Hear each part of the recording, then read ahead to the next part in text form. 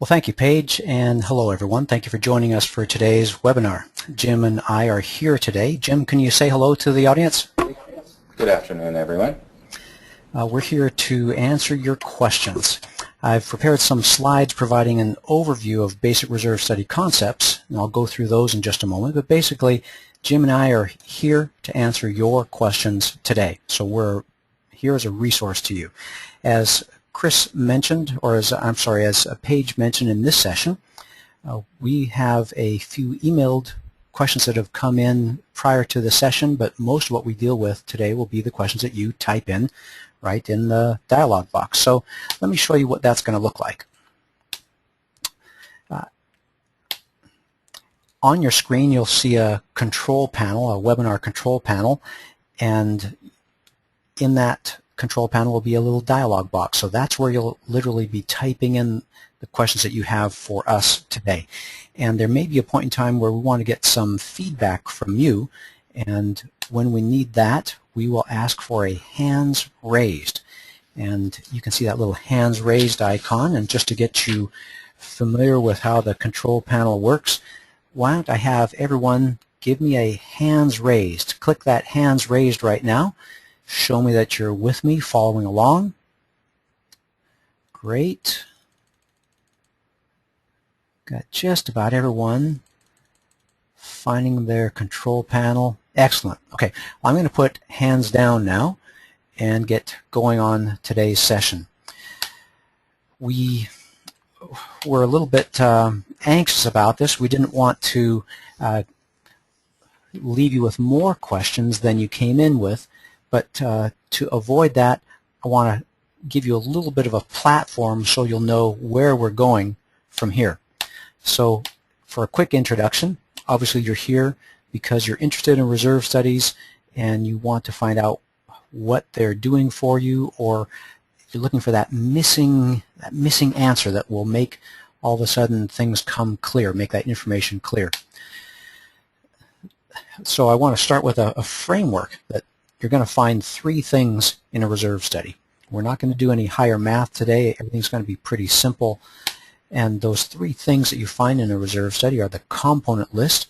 We call it the foundation of the reserve study for a good reason.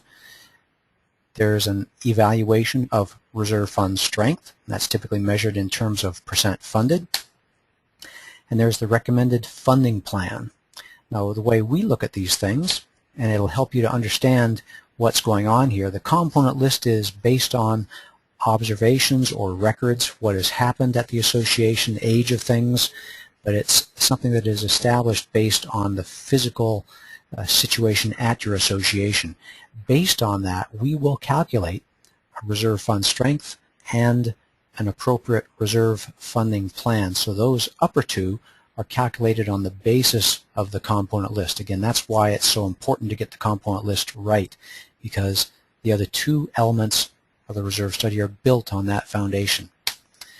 Another way we look at the reserve study is as a three-legged stool. We see any reserve study built on the platform of three critical components. It's input from the board. They're the actual stakeholders and the decision makers that are running the association. Management that stands at their side to assist them with professional day-to-day ongoing, how do I do this? How do I run a board meeting? Getting the bills paid, getting collections done, all the wonderful things that management does, and then complementing those two elements with the reserve study professional, where we join the team and are able to provide our experience, expertise, and background to help the association make wise decisions and face the future. All because we're trying to help the association be able to make good decisions while they're in a board meeting, while they're trying to run the association as a well-oiled business. So we're trying to get this put together so that it's valuable for you, the reserve study is valuable for you, and this time is valuable for you. Let me briefly take you through an outline of those three elements of the reserve study. First off, the foundation of the reserve study, that reserve component list. It's built on a four-part decision-making matrix that's found in National Reserve Study Standards. So for anything to be considered for funding in reserves, it needs to be common area maintenance responsibility, life limited, needs to have a predictable remaining useful life, and above a minimum cost. So that's how we're guided in putting together that foundation. The resulting reserve component list will look something like this. You've hopefully seen this at your association or with other associations. It's description, useful life, remaining useful life, and the current replacement cost. And all this information provides you with what we call the scope and schedule of your expenses, your reserve expenses in the coming years. This is what the reserve fund is going to try to solve, basically the issues that the reserve fund is going to try to prepare for.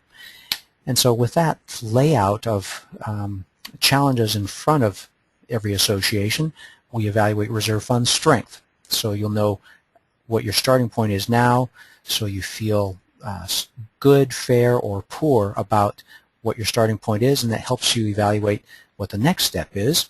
The final step is actually getting towards the future. What action do you take? And that takes the form of a reserve funding plan.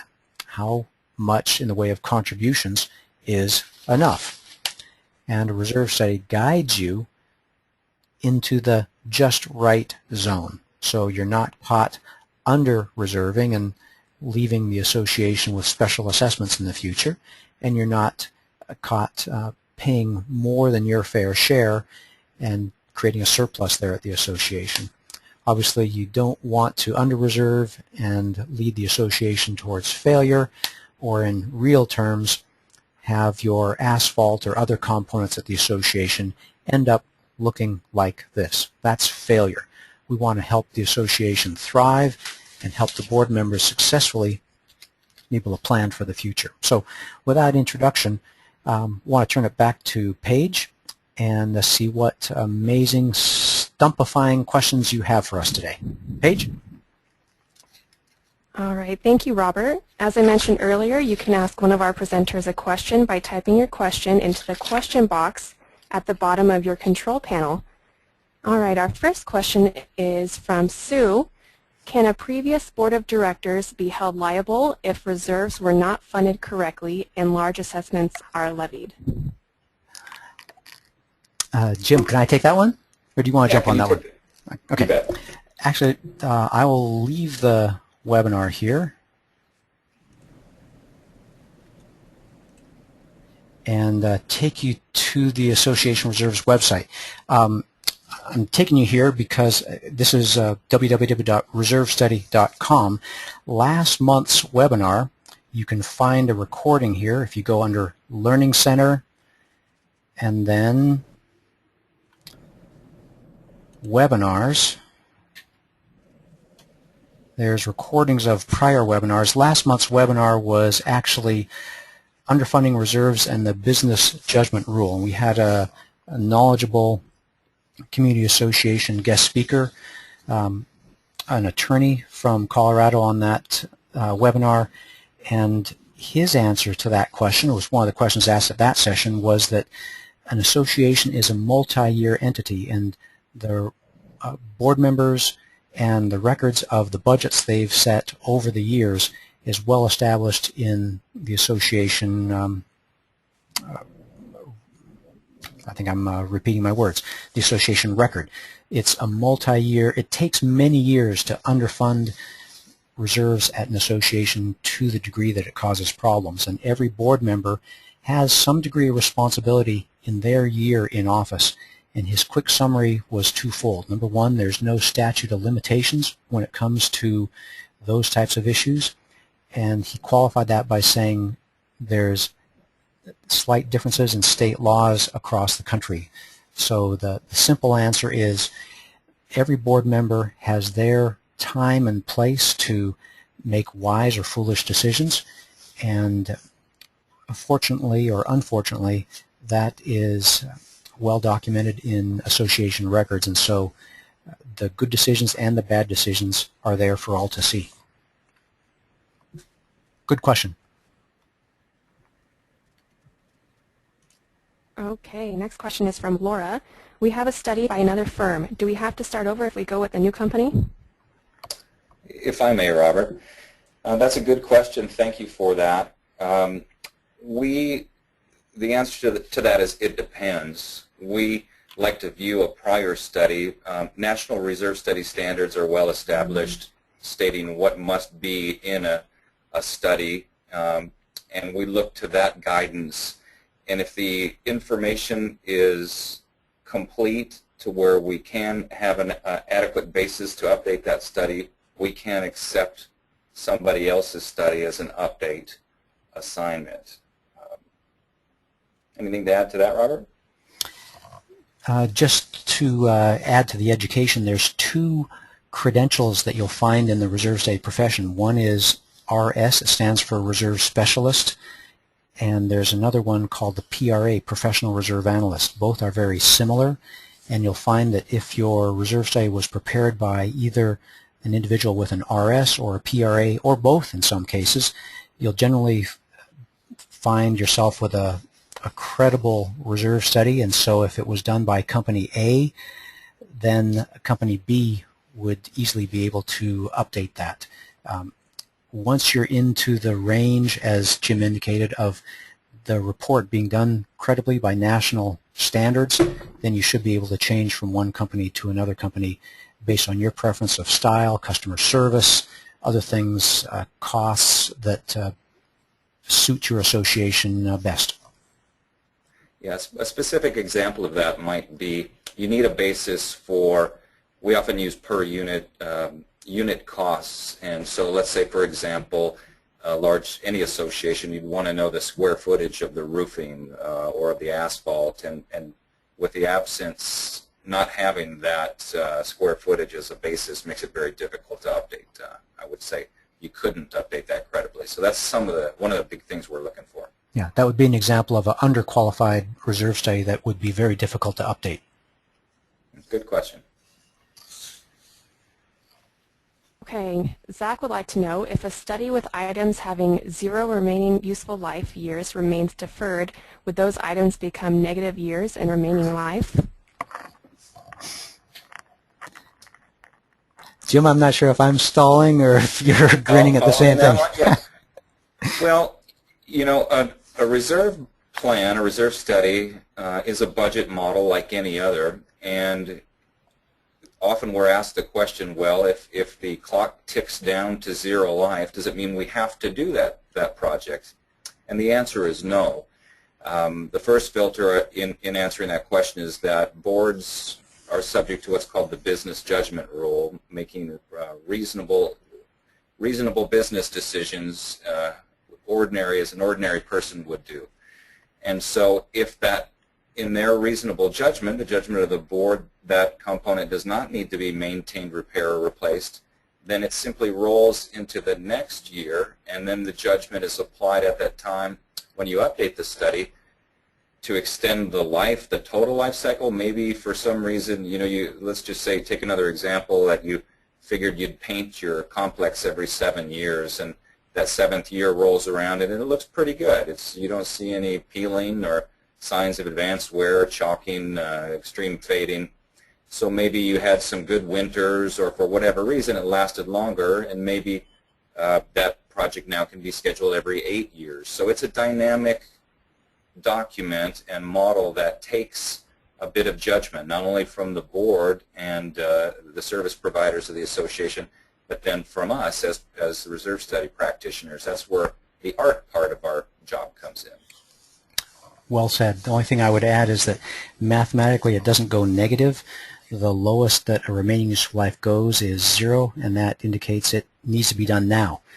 And maybe you can underline it needs to be done now, but sometimes it does get to a deferred state, but mathematically we can't say anymore, you need to do it now.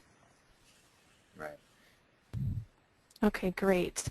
Jim would like to know, does reserve expenditures below policy minimum amount get charged to operating expense or reserve fund? That's a good question. What I think Jim's asking there is how does a board go about establishing a policy of what is paid from reserves, what is out of operating? And if that's the question, and we can expand this a little further, in our state of Washington, we have some statutory guidance, and in our law, the Revised Code of Washington, it points to 1% components, maintenance, repair, or replacement expenses of the association that cost 1% or more of the total annual operating expenses of the association must be considered. So considering those expenses, then we measure them against the four-part test that Robert had on screen earlier. And of course, is it the association's responsibility? Excellent, Robert. Is it life limited? Does it have a predictable remaining life? And then the minimum cost here is the very question that is posed. And that's our statutory guidance, 1%. And ultimately, it is a policy decision of the board. Some things that we look at in helping an association determine what is appropriate is how close to the vest their operating budget is. Do they have any kind of contingency built in? Is this a large association that just is likely to have some expenses prop up that weren't anticipated? Those are some of the things that we consider. Jim, if I can add just a little bit to that.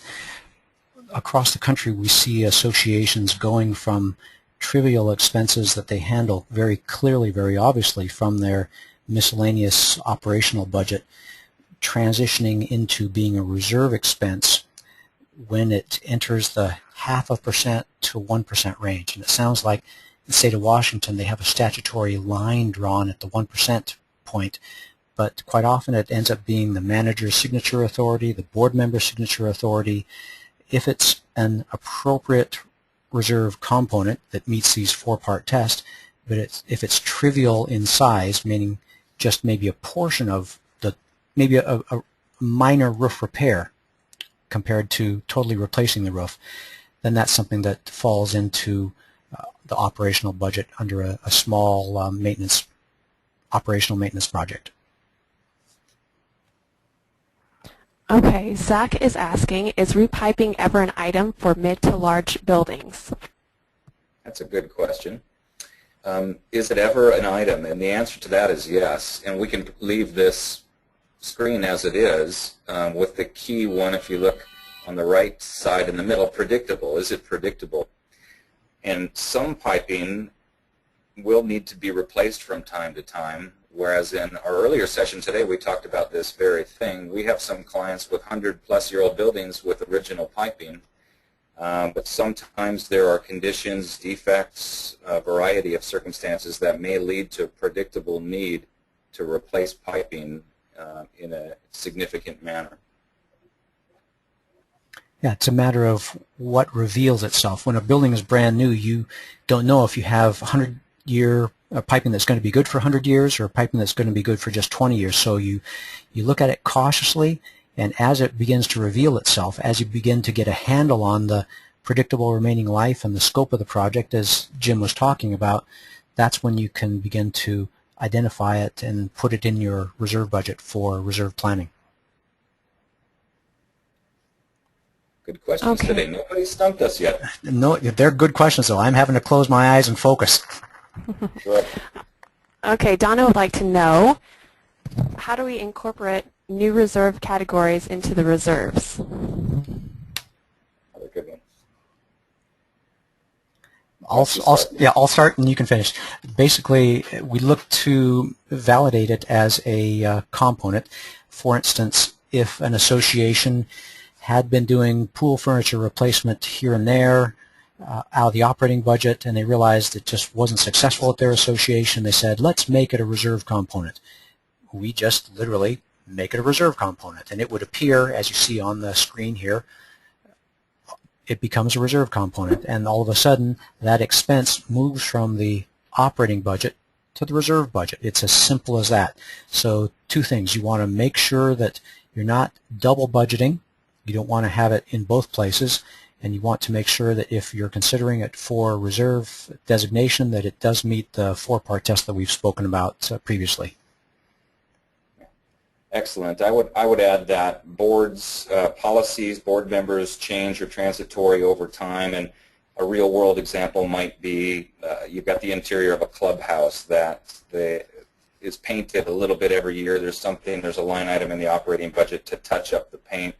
You learn over time that the touch-up just isn't cutting it. It's got a real uneven appearance, and so the decision is made to hire a professional contractor on a cyclical basis and include that component. And there are many components that can reach into both the reserve and the operating budget, and there's a real-world example right there of that. Okay, next question is from Bert. In Florida, our palm trees are being attacked by white flies causing severe damage. Are trees and shrubs a viable reserve component? Absolutely. It fits the four-part test. It's common area maintenance responsibility. If it's clear that they are life limited, whether it's a large tree that needs to be removed because it has root problems, or it is greenscape that has become that's gone past its prime age-wise and needs to be refurbished. Maybe it's bushes that get a little too woody and it's a significant landscape modernization project, then absolutely. Doesn't have to be concrete or a hard component. Reserve component can be greenscape upgrades. Yeah, it's one that's often overlooked by less experienced people and providers in our industry, and you'll probably find some articles about it in our website, reservestudy.com's Learning Center. And I can think of that very example, this occasional blight. You know, there's out here there's pine beetles and canker disease that can significantly damage trees, and trees can be very expensive. I would highly recommend that the association have an arborist always at their call and have their trees evaluated. Really, really good money spent.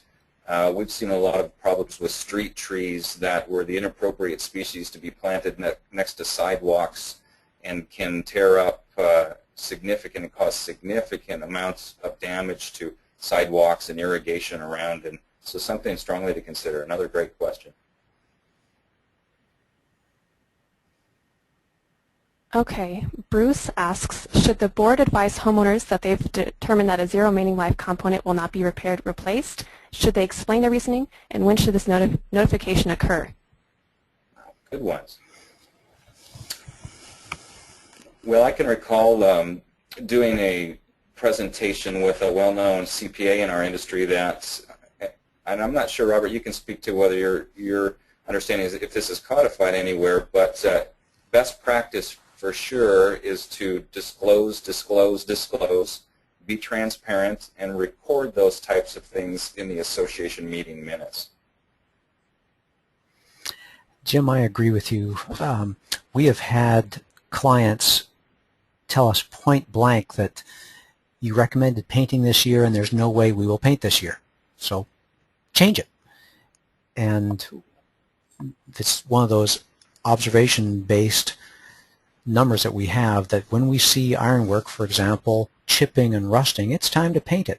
We know that it will only get more expensive and that it's in the best interest of the association to paint it now to minimize repair and replacement costs in the long term and to maximize curb appeal. So it's, on one hand, we're doing it to help the association minimize their costs. On the other hand, we're trying to do it to maximize the equity they have in their own homes. And so we are making these recommendations what we feel is in the best interest of the association. That said, it's the board who's in charge. And if they choose to do something, it's their association, it's not ours. And they may want to explain to the homeowners that we're not going to do it this year, we're going to wait till next year because if we do it this year it'll cause a special assessment. We're going to cross our fingers and see if we can make it one more year and press through, and by next year we should be good enough. So there may be strategic choices that the board makes. Those choices are exactly the kind of decisions a board is entitled to make, and I do agree that it's probably in their best interest to explain the projects that they are consciously deferring so people aren't surprised when, for instance, the ironwork does not get painted. Okay, Robert would like to know, how is the recommended reserve threshold amount defined and calculated? Jim, I think that's what we were talking about a moment ago. That, or let me presume that that's what we were talking about a moment ago with this minimum cost. We see it in the industry, as I mentioned, typically in the 0.5% to 1%, and it is something that we cover in our startup interview with the client, asking what the manager's signature threshold of authority is, basically how big of a check they can write, or how much the board can authorize the maintenance man to spend without having to get full board approval. So it's a property by property situation. Jim, is that kind of what you see with the addition of the 1% statute there in Washington? I think that's right on the mark. I would add another thing just in case the question was about reserve funding thresholds. Well, Robert's talking about the threshold of spending, the spending threshold. If the question was about, for instance, in the state of Washington, we have 2 different funding plans that we're required to show in every reserve study. Number one is the 100% funding rate, and that answers the question of what will it take to get from where the association's at today to fully funded or 100% funded to where their cash reserves equals the total deterioration of all of their components. And then conversely, the higher risk baseline funded model answers the question of what's the minimum contribution rate the association can set aside to keep reserves above $0 throughout the life of the reporting period that we're doing. And so often we present a third parameter in our studies, arbitrarily pick a threshold of 70%, because in our industry 70 to 100% is considered the strong range where you have a very low probability of special assessment. So if the question is about how you determine the funding targets, then it's a mathematical calculation of where we're at today and how can we evenly distribute contributions over time to reach the different objectives. And we just talked about full funding, 70% funding, baseline funding, but it could be something else. A threshold is something other than that full or baseline funded approach. It could be 50% funded. It could be we don't want to ever let our reserves fall below X amount of dollars, something like that. Okay, continuing on that topic, Zach would like to know what are the disadvantages of having a reserve surplus?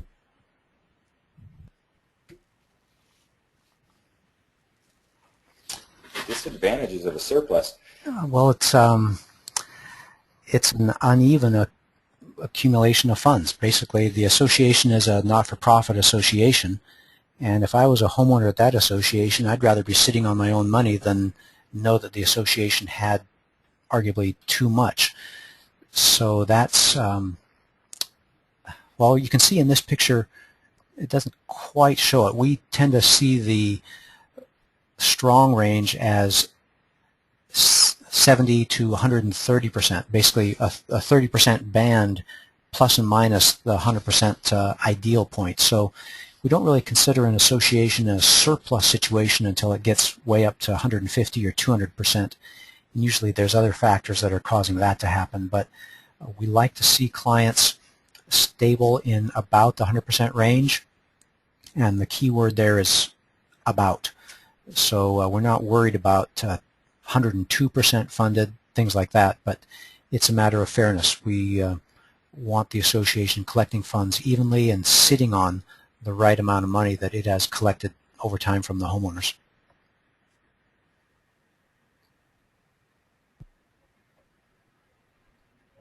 Okay, great.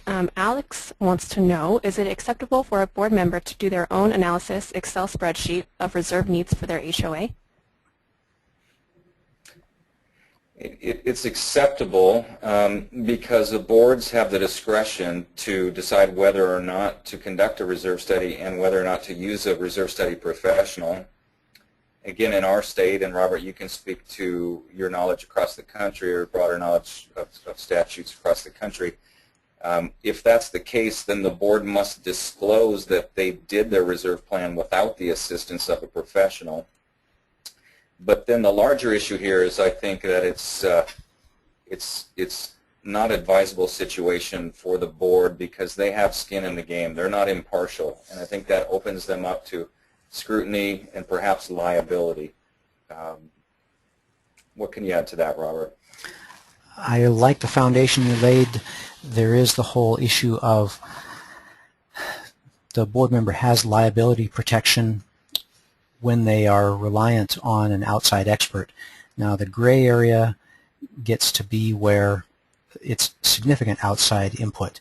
When we do a with-site visit-based reserve study update, that's significant input.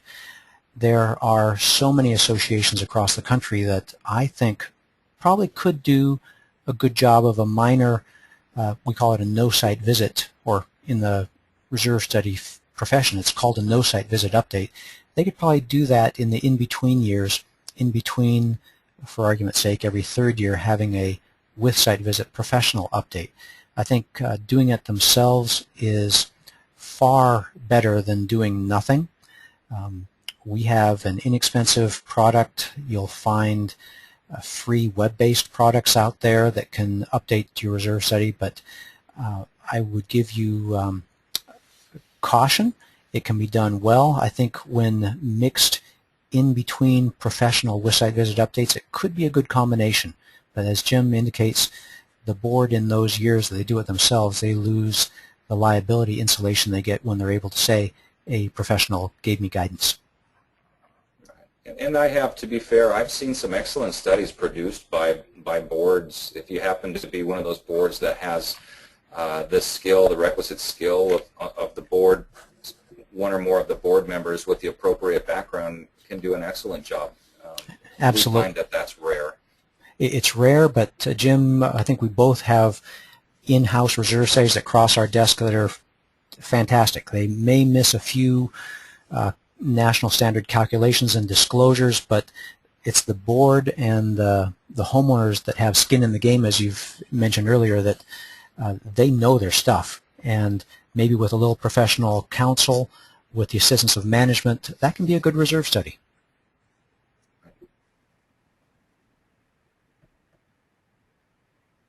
Dan would like to know, how do you get your pricing for replacement project costs? That's another great question. These are good ones today. They're very good questions. Very good questions.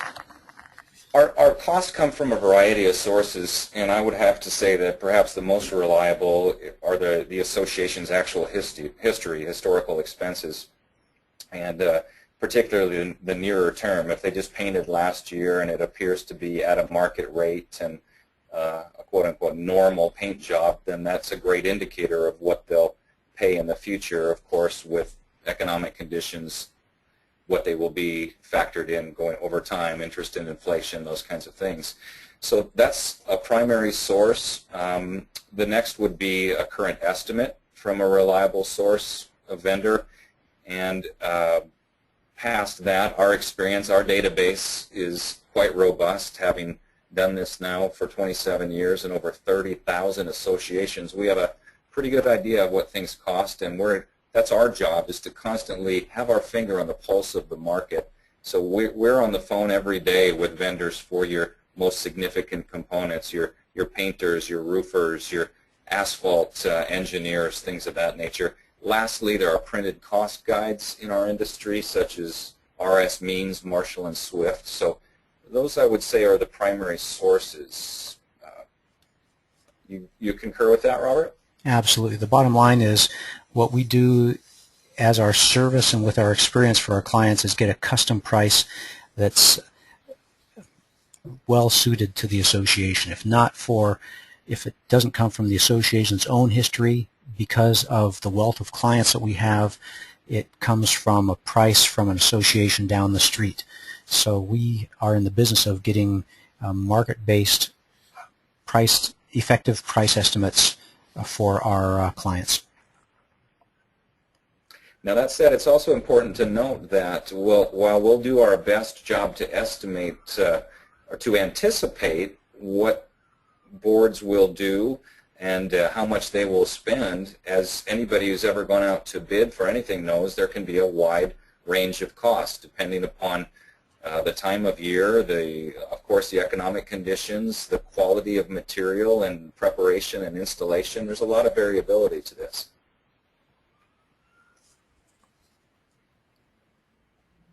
Okay, we have time for one more question. Chris would like to know, why didn't my last study list termite treatment as a component? It cost a lot of money and we weren't prepared. First of all, sorry I'm sorry.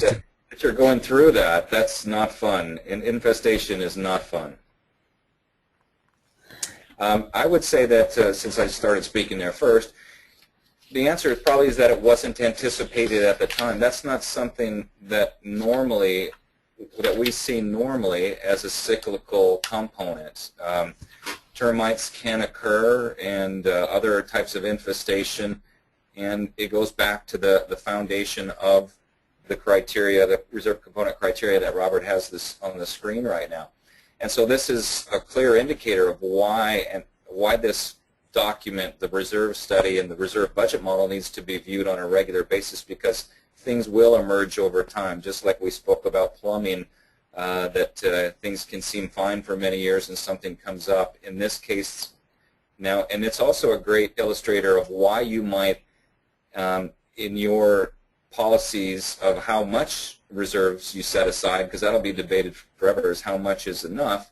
But building a strong reserve fund allows these changes from time to time to not throw you into a special assessment situation or be really damaging to the association finances. So it came up over time. Reserves can be used even if it wasn't identified in the study, and then you simply factor going forward. Now, does this now meet the criteria for reserve funding in the future? Is it now predictable that we'll have to treat for infestation every 3, 4, 5 years, whatever it is?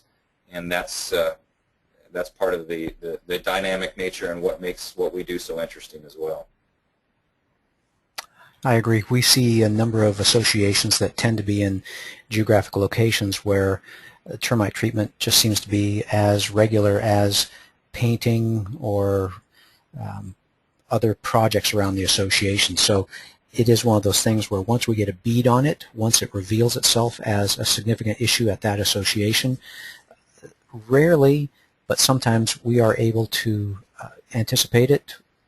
Perhaps if the association helps us, again, that coordinated activity of the board, management, and reserve professional working together, if they give us the name of the pest control company working with the association, we can give them a quick call, find out what the insights are, and we can anticipate some of those things. But once pest control problems reveal themselves, it tends to be something that we would want to put on the reserve component list so they're prepared for the next time around. Great questions today, everybody. Absolutely. Okay. Okay, great. Thank you, Robert and Jim.